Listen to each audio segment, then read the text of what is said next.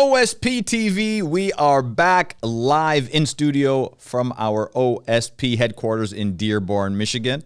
And let me bring on our co-host, as always, the OG sitting in the captain's seat. How are you, brother? We are good. We are good. Welcome to the D. Well, it's been a while since we've been back here. You don't come to Detroit unless it's 70 degrees. That's actually very accurate. When being from the West Coast, it's a very difficult transition to come to subarctic Detroit. But it's always good to be back here. We've been on the road for a little while. We have. Phenomenal national conference out in Dallas, Texas. Yep. Everything's bigger in Texas, they say. Oh, man. We'll give you props for that. Don't worry, OG. You did come up. OG's the one that named the conference, Everything's Bigger in Texas? Yeah.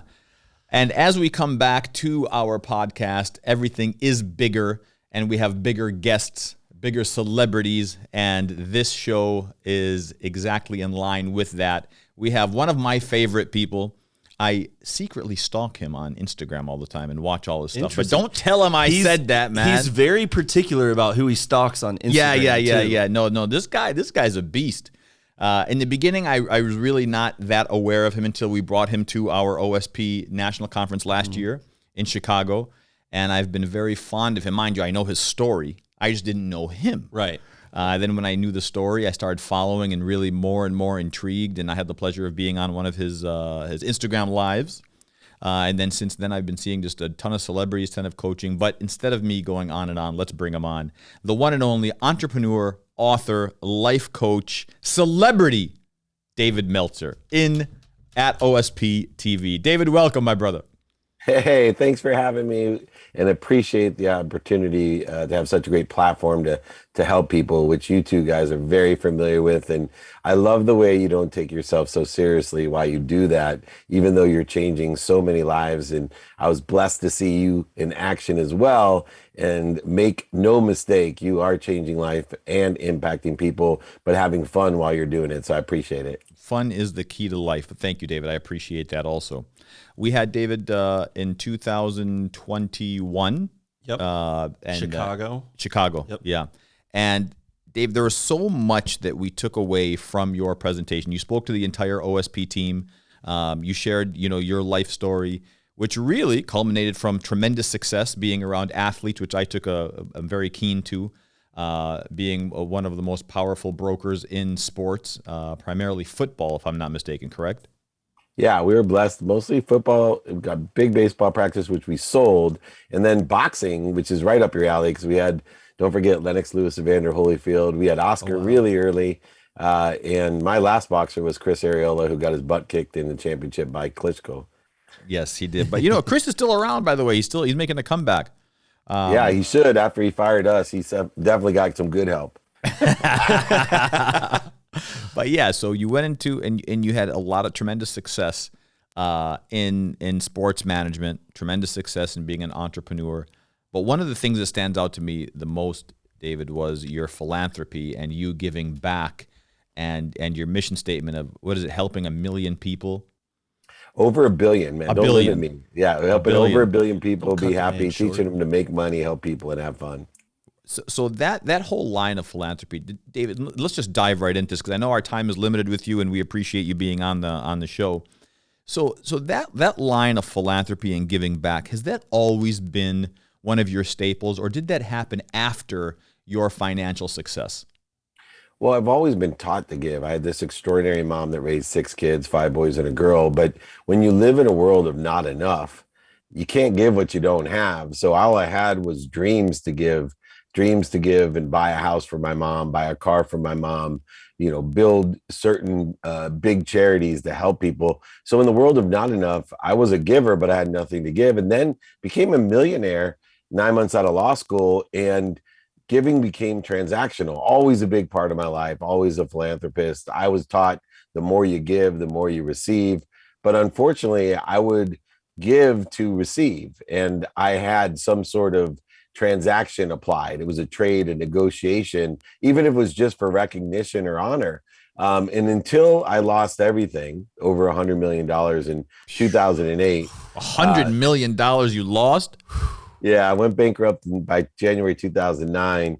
But when I did so, I was prepared because I was shifting into a world of more than enough. And in this world, I actually learned to have faith that there was something bigger than me, something that was omniscient, all powerful, all knowing, and omnipresent, something that had everything for everyone. And that's when inspiration took over. And that's what I teach people, to live not in a world of trying to get more money, get more happy, more healthy, more wealthy, more worthy, but simply I am happy, healthy, wealthy, and worthy. What am I doing to interfere with that which has already been given to me in a world of more than enough of everything for everyone? That was the major transition. And it's allowed me, as you know, to make it all back and do it the right way by receiving to give, not giving to receive. That's awesome. That's an awesome story. Wow. And as you know, our business, we work with a lot of aspiring entrepreneurs. Most of them, it's their first ever, I would say, business endeavor. And I think everybody always starts out with this plan and they want to be successful and they dream about how it's going to go. And, you know, sometimes you get knocked down a little bit. As you said, I don't think many people can relate to losing $100 million. But what advice would you give to an aspiring entrepreneur that hits a tough time or has a setback or gets knocked down for that matter? Well, I always say, right, with that faith, the setbacks, failures, and mistakes are promoting you and protecting you, not punishing you. See, if you realize there's something bigger than you that loves you more than your mom, the first failure as an entrepreneur, I said, it's like when you're 3 years old and you reach out to touch a hot stove. And the kid looks at me and says, "What are you talking about?" I said, "Remember when you were 3 and you went to reach out because that stove looked so exciting? So you put your hand out to do it. And your mom, who may be like my mom, never hits you, never yells at you. But all of a sudden she slaps the crap out of the back of your hand and screams at you. No, at that moment, you're like, oh my gosh, I'm being punished. You know, why am I being punished? You start crying and you ask your mom, why are you punishing me? Why are you yelling and hitting me?" And she hugs you and tells you, "I'm not punishing you. I'm protecting you. I'm promoting you." And so the first thing I like to tell entrepreneurs is, if you have the mindset, the heart set, and the handset that you're being protected and promoted at all times. And then number two, here's the biggest difficulty that entrepreneurs have. They go the extra mile every once in a while. And you two know, because you've been around the billionaires, millionaires, entrepreneurs, celebrities, athletes, and entertainers that have made it to the top. And that's an empty mile that those guys are living in. What do I mean? See, a true entrepreneur has to go the extra mile every day. See, because what happens is most entrepreneurs, they go the extra mile every once in a while. And when they don't make it to where they're supposed to make it or where they want to make it to, they justify why they didn't make it by saying, "Oh, but I did this 2 weeks ago, or I did this last week." No, brother, you got to go the extra mile every day, not every once in a while. And you can't use your setbacks, mistakes, and failures as punishment. It's simply promotion and protection to the empty mile where there's very little competition. So, David, that empty mile, or that last mile, or the next mile, that road that's rarely taken, what's the percentage of people, not that you work with, but just the percentage of entrepreneurs or athletes or whoever it may be, that you see that don't take that extra mile? Oh, so only 1% of 1% take the extra mile all the time. It's the elite of the elite. I'll tell you, the common denominator of it is those people that have a desire that they must be what they can be. Those are the people that are doing it every day. I have a definition of happiness that applies to this type of mindset, heart set, and handset. It's if you can enjoy the consistent, everyday, persistent, without quit pursuit of your potential, not what other people want for you or what they don't want for you or what's missing or what you don't have. But if you pursue your potential, I promise you, you'll live in that empty mile. You'll be able to create abundance. You will go far past what other people can even imagine. That's awesome. Yeah, I totally agree. I mean, we see it all the time. And as you're talking about that, certain names come to mind on the good side of always doing the extra mile. And then there's people that have all the potential and talent that they go the extra mile once every couple of weeks. It seems to me like, obviously I follow you on Instagram. We had you at our conference. You're more successful now than you've ever been. And it's a different world, from when you probably launched your first business to now. and whether it's Instagram or doing things like this, what do you think is key, for entrepreneurs today to be successful that's different from, say, 10, 15, 20 years ago? Yeah, I think there's two things, and I give credit to Shakespeare for my, at least, perspective of these two things. And the first one is the Shakespearean idea, to thine own self be true. See, before there was this wide amplification that was created by social media, you really couldn't be true to your own self until you matured your brand or your personality or your profession.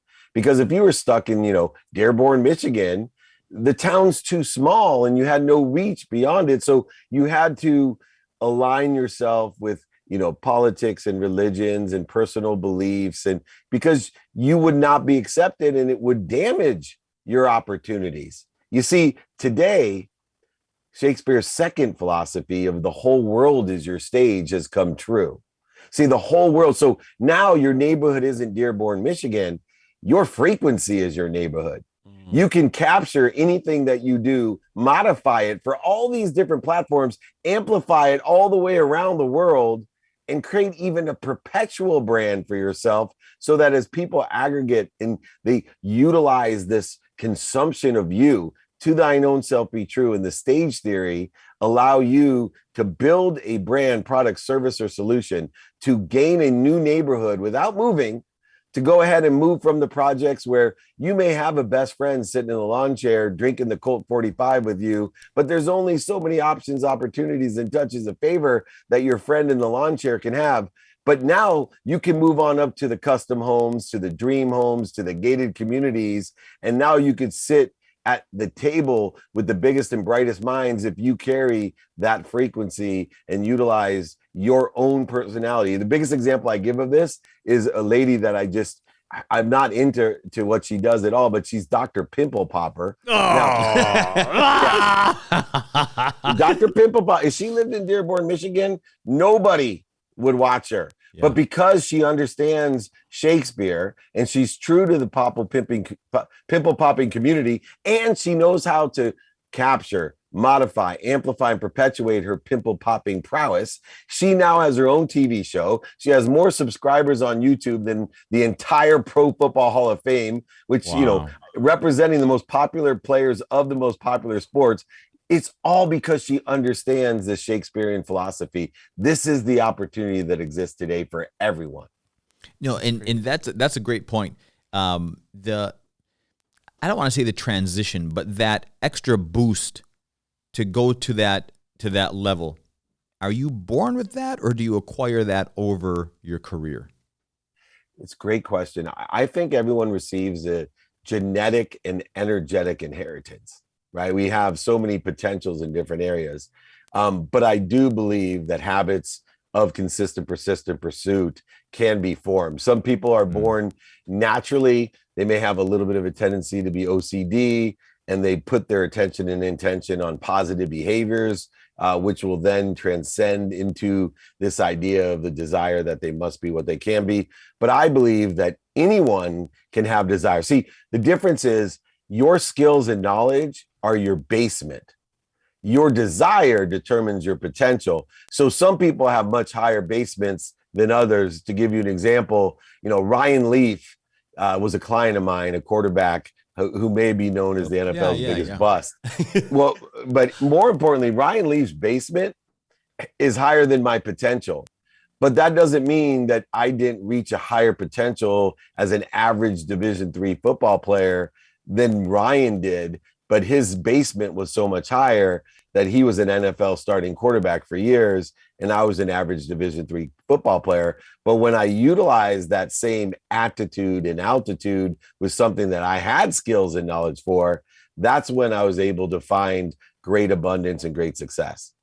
Division III football alum right here as well, sir. So, and Dave, I will tell you, this is a very unknown fact to many people. Dustin was also the first player in college football to ever play without a helmet on. He used to take head-on-head hits without a helmet. And that's the only way that I can attribute some of his memory loss. I knew that was where you were going. and while we're on the sports subject, we'll have a little bit of fun. I remember when Mayor and I were meeting about, potentially national conference speakers, and he brought your name up, and, I looked at him at first. He goes, he's the guy they made Jerry Maguire after. And I was like, no way, done.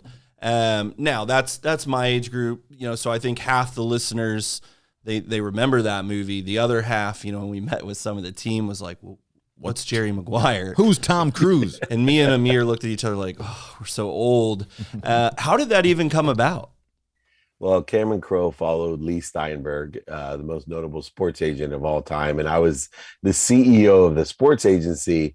So Cameron based it off of Lee's background as being a philanthropist and kind of changing the face of agentry by going to Berkeley Law School, trying to really be a good person. And those stories are based off of either clients that Lee had or things that had happened that he knew about. And it was, obviously a huge boost to the firm, but, we represented, and this is what I love. There's two things I realized about being old.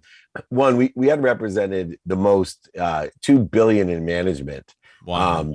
But, now $500 million is one client. So that's right. The kids today have no clue. The other thing that was fun during Father's Day, which just passed, I have a 55 Ford Thunderbird. You guys are Michigan guys, so you'll appreciate the car. So I have a 55 Ford Thunderbird.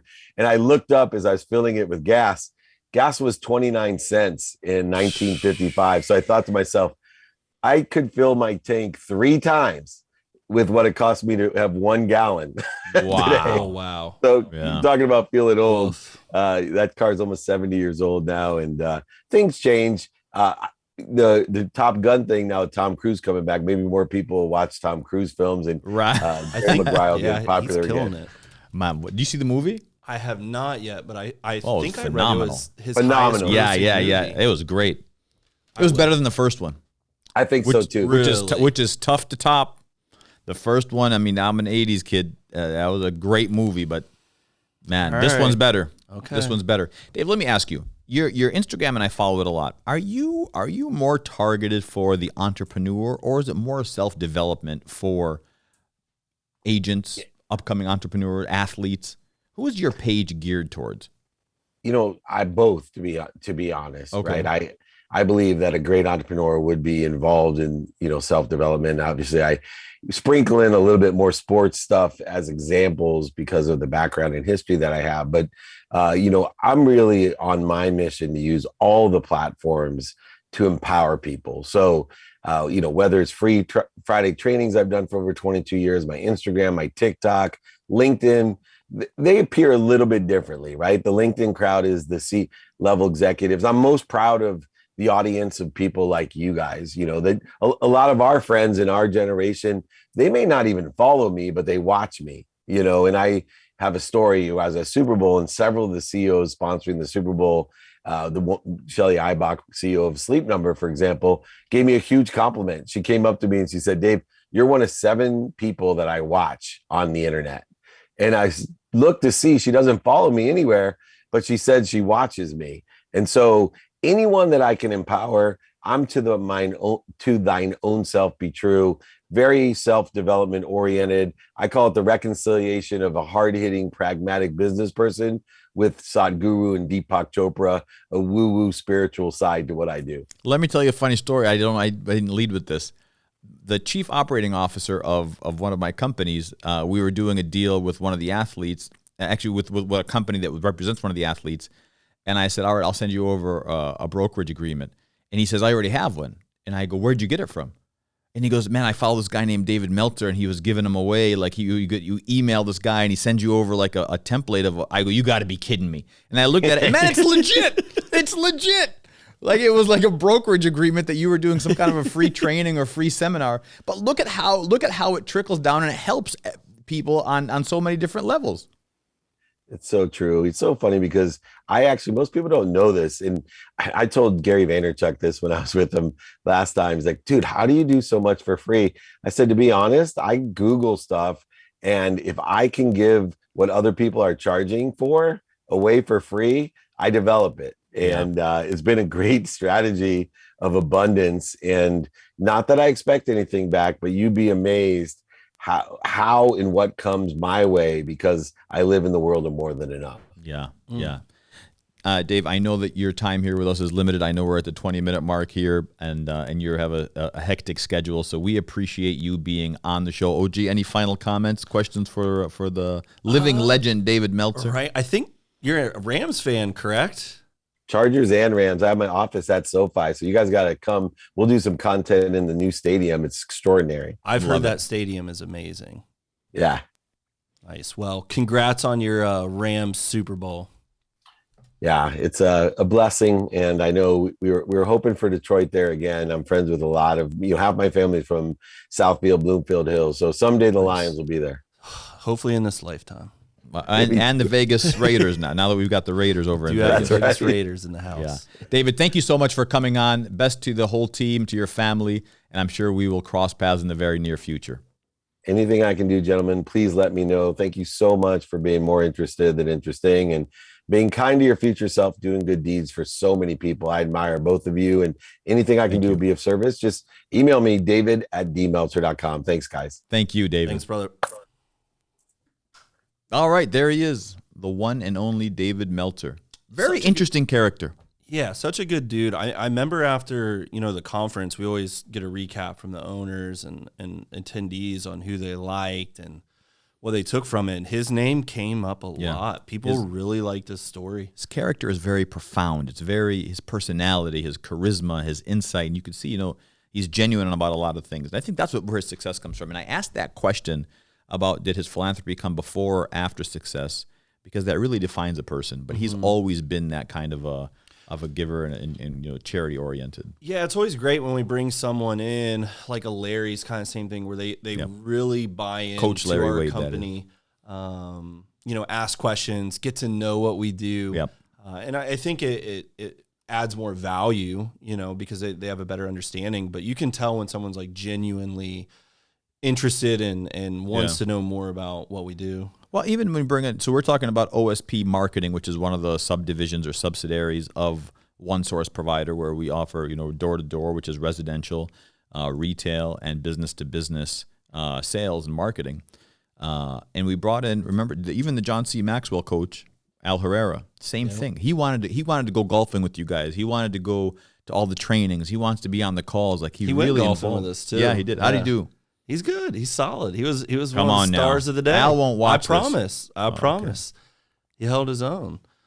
Yeah, I mean, golf's dominating the headlines, whether it be a OSP event or national these days. I know you do a little bit of What's all the ruckus over there?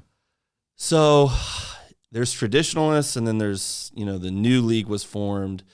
It's backed by Saudi Arabia investment fund. Okay. Which is creating a lot of controversy. Number one, because of, the human rights stuff that, goes on in Saudi Arabia. What human rights stuff? But then you look at the other side of it, all the sponsors from the PGA Tour, boxing, Formula One, soccer, they all do. Look, we don't want to turn political here. We don't want to turn political, but, if you really dissect it from even a 10,000-foot level, I mean, every nation is guilty of some kind of crime somewhere along history. And what's happening in today's world in the Middle East, and we do a lot of business with the whole region. There's a transformation. Things are becoming renewed. Things are becoming, if there's anything to make right or to get better or to do more enhancing, they're doing that. So I don't know, what the, and again, I get to each their own, and I want to make this political, and maybe it's very personalized and individualized, but who's the golfer now that's in a lot of heat? Phil Mickelson. And what is he getting paid? $200 million plus over 4 years. Wow. I mean, at the end of the day, it's what it's always about. It's about money. So if this new quote unquote tour or league gets off the ground, they're taking revenue from the two traditional tours that's always been there. I mean, what are those? The European Tour and then the PGA Tour. Gotcha. So a way for them to attack that is to attack the reputation of the people, of where the money's coming from. But at the end of the day, it's just... There's always a political agenda. There's three things we don't talk about on the show, OG. What are they? Politics, religion. and Floyd Mayweather. So, speaking of Floyd, we had an exhibition in Abu Dhabi. Floyd was doing an exhibition with Don Moore, co-main event Anderson Silva versus a local United Arab Emirates MMA star, and then Badu Jack. I heard there was a future commentating star on the broadcast as well. And my clip went viral. Yours truly commentating. I had the pleasure of commentating, ringside commentating the fight. I can say I commentated a Floyd Mayweather fight. This is one of the things that Floyd does best, by the way, is psychological warfare. I do that. Not many people can say that. Nope. And I'll tell you, he put on one hell of a performance, man. I mean, I've seen him. I've had the pleasure of being around him in the gym and watching him spar and, under the lights, seeing him fight. But, at 44, 45 years old, man, he can still pop. He can still move. Like, he was talking to me while he was boxing. It was unbelievable. It was crazy to see that, number one. Number two, so I have to ask, is there anyone in the 155 division that you think could actually beat him even at 44 years old? Well, first of all, Dustin, you're a UFC guy, so 155 doesn't exist. 150. 147. 147. Look, Floyd's an older man in boxing. He's an old man in boxing. He was an old man when he fought Canelo. Agreed. At 38 years old, he was an old man. He's a young 44-year-old. Well, the one thing about Floyd, I'll tell you this. His body is very preserved. He doesn't drink. He doesn't smoke. He doesn't never, ever abuse drugs. He lives, believe it or not, I mean, aside from all the crazy party scenes and everything that you see, he lives a very clean life. A very clean life. He just doesn't, partake in any of those activities. So that's why his body is always preserved. He doesn't, in between fights, he takes care of himself. His weight never, he also is a genetic freak of nature. Yeah. Like at any given time, he could be out at a club partying and then be like, I want to go run 6-7 miles. And he can do that with ease. When he's in camp, it's more to get his timing right, his speed, maybe perfecting it a little bit. But, his boxing IQ is just unbelievable. And watching him fight just is like, man, the guy hasn't really lost a step. So I don't think it's fair to say, can any 47-pounder beat him? Because he's 45. He's at a different stage of his career. He doesn't have that killer attitude that he had when he was younger. So I don't know. Speaking of boxing, there was also Mike Tyson was in the news. Yeah. Mike had a sparring session on the plane. Kerfuffle. A kerfuffle, as T.I. would say. Kerfuffle. What'd you make of that? I mean, that gentleman's braver than me. Brave? I wouldn't be pestering Mike Tyson on a plane. Brave is not the word that I would use for that. Stupid, maybe, but not brave. Let the man sit. Right. Let the man enjoy his flight. The good thing was, I think that people didn't jump to the conclusion that Mike Tyson just punched some guy on a plane for no reason. People actually waited and got the real story, and he didn't get canceled or, crucified in the media. It was almost that guy got crucified in the media. Absolutely. As he should have. Absolutely. He should. Man, the guy's taking a flight. He is an icon, an absolute icon. And you're sitting here, like, at least show him the respect. Right. Show him the respect of giving him his space. Totally. So I think he deserved every slap. And he, from my interactions with him, he's like the most laid back, big time, biggest teddy bear ever. Yeah. I don't know if I would use teddy bear for Mike Tyson, but he is very laid back. If you have a problem with Mike, more than likely you've instigated something that, just rubbed him the wrong way. But no, man, that's crazy talk. What else we got going on? Just had the People's Shark in Dallas. Oh, National yeah. Conference. Damon John in the house. He was fantastic. He sure was. He was a great speaker. To be honest, I can't tell you how many times I heard from people he was the best speaker they ever saw in person. He didn't pull any punches. He was very raw with everybody. Direct. Straight, direct, up front. He even afterwards hung out for about a half hour or so, did a meet and greet with all of our owners, all of our staff, all the agents.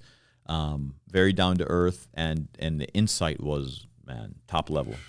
Yeah, I think, like we had Mike Tyson, he's just an icon. Like, being around him, you're like, oh my God, I'm in the same room as Mike Tyson. Damon Johns was different in the sense that he hit points that they can relate to based on, being an entrepreneur, sales, you name it. Like the eat what you kill. That's awesome. That's our business. Yeah. No, you're right. Every day. Mm-hmm. I don't know how we could top Damon John. How do you top Mike Tyson, Damon John? We'll figure it out. Damn right we'll figure it out. All right. And then I heard the basketball season started. Yeah, the Warriors got back on top of the mountain. So the Warriors are the one that have Steph Curry. Gotcha. So they had, about 2 years worth of injuries between him, Klay Thompson, all those guys. They were kind of written off and came back this year and won their 4th NBA championship. They play 7 games? Is it best out of 7? Yeah, they won in 6, though, I think. Oh, wow. So it was a little bit of a fight. Yeah, I know somebody who had him in 6. Not you. I'm not answering that question. Wow. You buying dinner tonight, OG? All right. Triple A gets what he wants. Oh, my guy. That's why you'll always be my right-hand man. All right. That's it, OG. Any parting thoughts? Nope. I think we Glad had to be back in studio. It's good to be back in studio, and hopefully we'll keep these coming along. We'll have a national conference edition, a special edition of our podcast. Gonna be cool. Yeah, it was cool. Had special guest Caleb Plant, former IBF super middleweight champion, on the podcast. A couple other guests on there, so we'll be releasing that soon, shortly after this. And from there, we'll just keep adding them on, and hopefully start having some more guests in-house. Yeah, we're back to normal these days. We don't have to do all Zooms. I'm telling you, man, there was a spike. There was a super spreader event, too. And with that, we're going to sign off. All right. Thank you for joining us. Make sure that you like, subscribe to OSPtv. And with that, my team, my family, my OS.